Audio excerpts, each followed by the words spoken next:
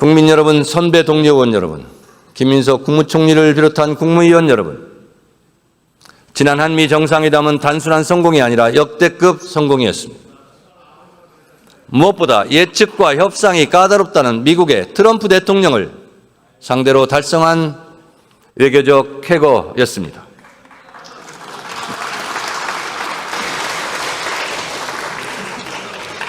이재명 대통령은 뛰어난 전략가이며 협상가의 면모를 보여주었습니다.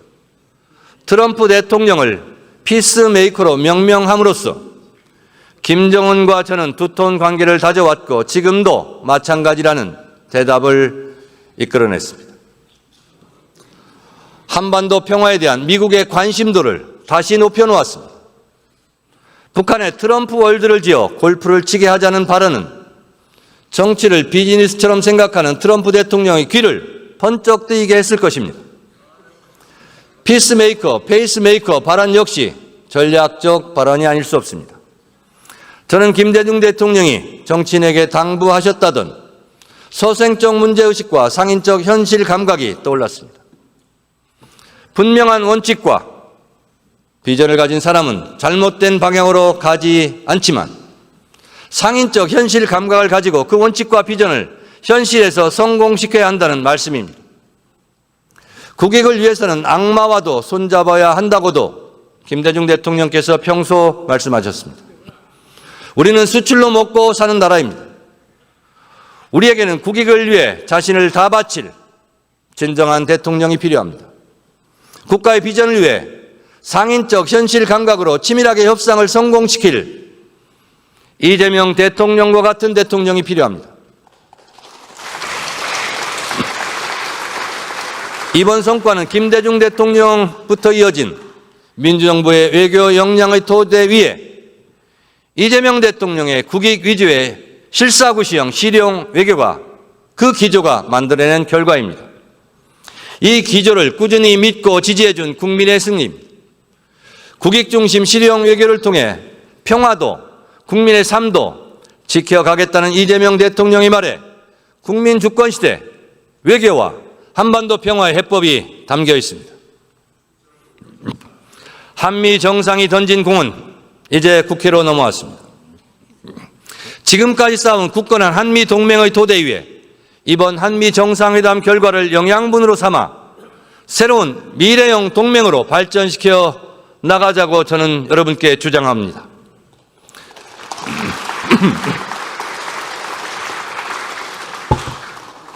국익 차원에서도 실용 외교를 기조로 국민의 삶을 풍요롭게 하는 것에 외교에 초점을 맞출 것입니다. 든든하게 뒷받침해 이재명 대통령의 짐을 덜어드리겠습니다. 그 시금석이 바로 경주에서 열릴 2025 에이펙 정상회의가 될 것입니다. 경주 지역구 김석기 의원께서 법사위원장 시절 저에게 도장을 찍어달라고 해서 저도 도장을 찍어드렸습니다. 경주 에이펙은 각국 정상들에게 재도약을 이루고 있는 대한민국을 보여줄 것입니다. 여야가 힘을 합칠 충분한 국익을 위한 주제입니다. 한반도와 동북아 평화에 대한 이재명 대통령의 의지를 확인하며 한국이 매력적인 투자처임을 환기하고 새로운 무역 루트를 열게 할 것입니다. 국익에는 여야와 진보, 보수가 따로 없습니다. 에이펙의 성공이 국가와 국민의 성공이라는 생각으로 국회가 적극적으로 협력해 주기를 기대합니다.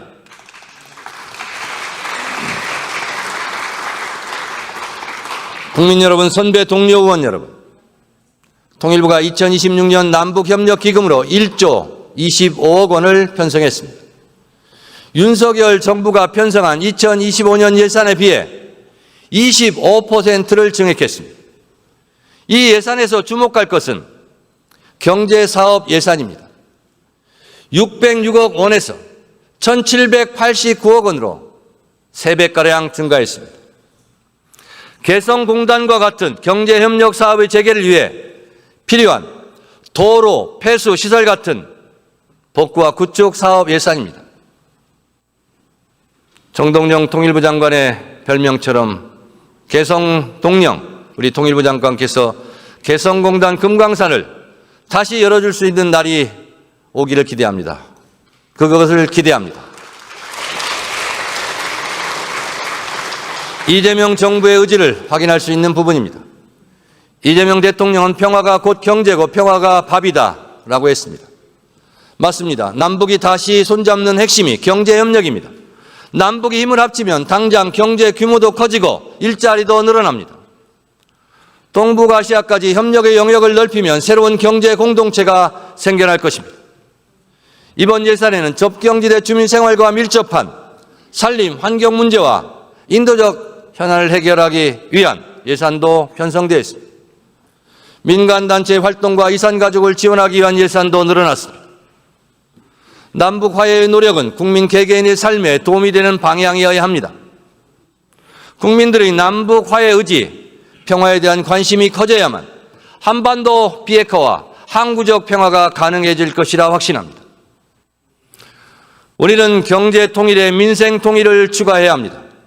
그동안 정부가 다하지 못한 분야에서 종교계, 체육계, 문화계가 대화와 협력의 물꼬를 터왔습니다. 조계종 총무원장 진우 스님은 금강산의 유네스코 등재를 계기로 역할을 다하시겠다고 저에게도 말씀하신 바 있습니다. 민간이 남북화에 더 적극적으로 참여할 수 있도록 해야 합니다. 북한 또한 이재명 대통령이 정치적 교류가 아니더라도 국민 행복을 위한 남북 교류를 원한다는 것을 잘 이해해 주기를 희망합니다. 마하트마 간디는 평화로 가는 길은 따로 없다. 평화가 곧 길이라고 했습니다. 한반도 평화에 대한 이재명 정부의 기조는 분명합니다.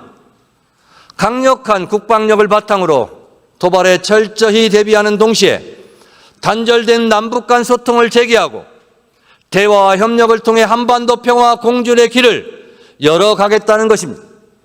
북한에도 이익이고 대한민국에도 이익이 될 것입니다. 이것은 북한을 자극하겠다는 것이 아니라 우리 국민들이 안심할 수 있게 하겠다는 것입니다. 이재명 대통령이 제시한 동결, 축소, 비핵화의 3단계 역시 일단 평화의 길 위에서 함께 서면 그것이 평화의 길이 된다는 계획입니다. 북한의 적극적인 호응을 바랍니다. 지난 내란 정국에서 북한을 자극해 위기 상황을 만들고 위기 상황을 이용해 민주주의를 죽이려는 세력이 있다는 것을 노상원 수첩을 통해 알게 되었습니다. 노상원 수첩이 현실로 성공했더라면 이재명 대통령도 저 정청래도 이 세상 사람이 아니었을 것입니다. 불기의 계기 되었을 것입니다. 국민 여러분들은 노상원 수첩을 잊지 말고 똑똑히 기억해야 할 것입니다. 국민의 목숨을 담보로 하는 외환 세력을 이번에 완전히 우리 주변에서 끊어내야 합니다. 다시는 총풍, 북풍 같은 일은 꿈도 못 꾸게 할 것입니다. 국민의 안전을 우선하는 일이 국민 주권 시대의 남북 관계를 새롭게 정립하는 일입니다. 존경하는 국민 여러분, 국회의원 여러분, 김민석 국무총리를 비롯한 국무위원 여러분, 저는 민주당 전당대회 때 선거 캠프 사무실을 꾸리지 않았습니다.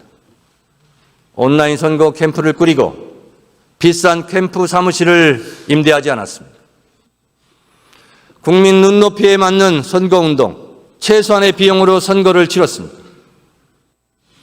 국민들과 당원들이 낡은 정치 문화를 바꾸기를 원하셨기 때문에 제가 그렇게 했습니다.